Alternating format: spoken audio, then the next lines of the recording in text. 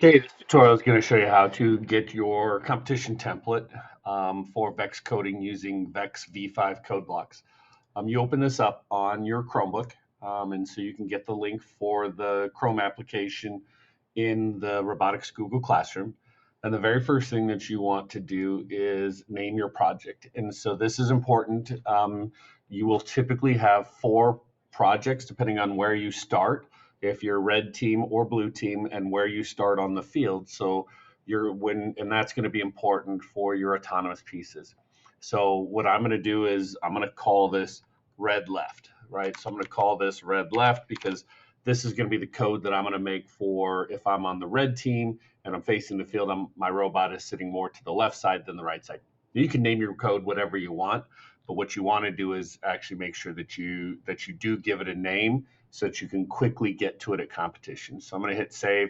So now I can see that this is called red left. Now up here at the top, this is what slot do you want to send it to. You have eight slots on your Vex V5 brain. The first three or four will show up actually on the screen. And so if you have the others, you would have to load more programs. So you're the ones that you use the most, you want to load into one, two, and three. What happens is I can have this loaded into one, and then I can have a new set of code where I make some changes, call it red two, and load it into block two. Or if you're making some changes, you always know which code you're using. Super important that you make sure that your naming is correct so that you know what code you're trying to pull up. If you just name everything Vex 1, Vex 2, Vex 3, you have no idea which one is which. So give it something that will help you, especially when it's tense at the competitions. First thing that you have to do is set up your components in your robot and using a template. So what we're going to do is we're going to go up here to the very beginning before we do anything, and we're going to create us a new blocks template. So we're going to open an example for us. And the example that we want to open is a competition template. Okay. And so what we go down is we're going to scroll down and you're looking for the one. Uh, it has, where's competition template? So this is where we start with this. Now I'm going to rename this to make sure that I've got it. Now I've got this note that I can put in here of who created it, anything that I would like to have with it. So you don't have to put anything in here, but this is going to get what you want. So I'm going to go in and I'm going to rename this. I'm going to call this red left so I know that I've got it right. And here is my red left code. Now the reason that we're using this competition template is you have to use a competition template for the V5 competitions. You will not be allowed to run your robot if you don't have it. There are three parts to your competition template. You have the when started block, which is going to be anything that you need to do to set your robot up. And I'll show you that in a second. Then you have the first 15 seconds, which is the autonomous period, where your robot is driving independent of you, the controller. And then during driver control, what are the things that you want to have happen? So once we've got the competition template started up, and you always, every piece of code you write for your competition robot, you want to put into the competition code. So the first thing that we're going to do is set up our robot. So I'm going to go over to the looks like the phone jack. This is where we add in all of our devices. So we're first thing we're going to do is we're going to add our controller in. You don't need to, you just leave it here. That's your controller one so that you've got your controller and hit done. Then we add in our other components. If you can, a drivetrain is a great thing to add. It makes a lot of your coding very easy. You have two types of drivetrains that you can load in. You have a two motor drivetrain, which means you have just one left, one right motor, or you have a four motor drivetrain where you have two left motors and two right motors. Now, if you have more than four motors for your drivetrain, you can create a six motor. You would just add in a motor group so that you've got your motors set up with your motor groupings or how you want to get them put together. For sake of this, I'm going to show you how to add a two motor drivetrain. And then I'm also going to show you how to add in like a motor group for something else, like a claw or something else that you might have. So first thing I'm going to do is I'm going to add for this drivetrain.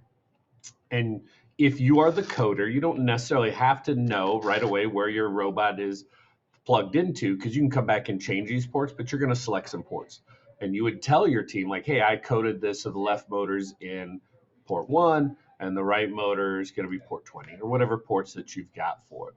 If you are using any of these things, you would click on them. I doubt that you would be using any of them. Probably shouldn't be at this stage. So we're just going to hit done, and that's going to add in our drivetrain. What you're going to notice is now that we've added in some motors, we have some new blocks that we can configure and work with. So we've got some other things that we can get to, just like we also have some joystick buttons or things that we've got that we can do under our sensing, controller one, controller sensing. If we didn't add a controller, we wouldn't have these blocks either. So we have our drivetrain sensing and our controller sensing. I'm going to add one more, and I'm going to add in another, just a regular motor. So I'm going to show you a couple things. I'm going to add a motor in. We're going to call this motor, we're going to go port number 4. We're going to call this claw. I'm going to say that this is the claw. Now, one of the things that you want to look at is on the back of the motors, there's an arrow that is pointing in one direction or the other, and that is going to be the forward orientation of the motor. So what you want to do is look at the back of the motor and say, which way is the arrow pointing? If the arrow is pointing to the right, then I'm going to say, okay, I want to reverse this, which means when I go forward, it's actually forward is going to go that direction or counterclockwise. Depending on what gear cartridge you have, if you have the red gears, that's for high torque. Green gears are normal. Blue gears are for high speed. So we would put those together in here. We could also, if we just left it forward and reverse, we could flip our robot to show, hey, we're going the opposite direction. So this is forward, this is reverse. Once we get that done, I'm going to hit done, and I've got my claw motor in here. So I've got some additional blocks and things that I can use. I'm going to add one more for you just so that you guys can get a sense of it. We're going to add in a motor group just to kind of show you what that looks like. I'm going to put my motor group in ports 16 and 12. And same thing, I can pick which motors if I need to reverse or go forward. So you see how it's changing the arrows for them. And perhaps this is going to be our launcher if we want, or our intake. We're going to call this our intake. Okay. And so we're going to put blue motors on this because we got it spinning fast. Okay. Once you have everything set up and plugged in, that's when you're going to start the actual coding. You're going to start putting the code in. And so what we're going to do is we're going to close this out. And now we've got all kinds of things that we can do. The when started, a great place to put the in started is to set your velocities or set things that you want to set up. So what I'm going to do is I'm going to set our intake. I'm not the position. I'm going to set the velocity. So I want to set the velocity of our claw to 100%, right? Because I want the claw to move fast, okay?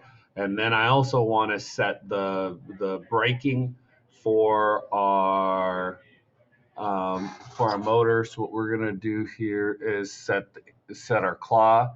And what I'm going to do is I'm going to set the claw, the stopping. So now you have 3 choices. You have brake, which means it's just going to come to a complete stop. You have coast, which means it's just the motor's going to stop, but if the motor's still revoluting or churning, it'll slowly coast to a stop. Or like in the case of like hold, what hold does is it'll add voltage to the motor to keep it in the exact same position. So it won't go up, it won't go down, it'll hold it in place. Okay, so I'm going to set our claw stopping to hold. I could do the same thing with our drivetrain. If I want to set our drivetrain velocity, we want our robot to go really fast, I'm going to set our drivetrain velocity to 75%. These are all things that are in the when started. Okay, so what this is doing is setting up our robot. So that's why we would put those in that when started. So we know right when the robot turns on and we start the program, these things all happen for us. Okay, so we put it under there. Then we've got our autonomous period. This is where we're going to have our autonomous period. What is it that we want it to do? So what I'm going to do is we're going to have our robot drive forward for a certain amount of time. We're going to change that to inches. Say he's going to go for 200 inches. Then we're going to have it turn right because it's going to go get some tri balls, and then I'm going to have it drive forward for another, and I'm going to change this to 15 inches. And I haven't tested any of this. I'm just showing you guys how to get this. So during that autonomous period, the first 15 seconds, and you can run a competition template from your V5 brain so you can test everything out. So this is that first 15 seconds when you're trying to score points. So when the match starts, our robot's going to drive forward for 200 inches, then it's going to turn right, and it's going to drive forward for 15 inches, and that's going to be everything that it's going to do. Okay. The last piece that you've got is going to be your driver control. This is going to be where you're going to set up all the stuff. This is going to be your joystick. Okay. So what you are going to do is this is going to be your how you're going to code your joystick. So I'm going to put in an if in here. So this is going to be our if, and we would do our controller sensing. If we do controller button 1, we're going to change this and say if controller button 1 is if I push the X button, what do I want it to do? I'm going to have our claw move forward. So we're going to do in here, we're going to do our spin our intake motor forward. So it's going to spin our intake motor forward. Else if we're gonna have, and we'll do this, we'll stop the intake. So if I press X, then that'll do what I want it to do for it. So we're gonna code in all of our joystick by kind of putting in what do we want for each of our buttons to do.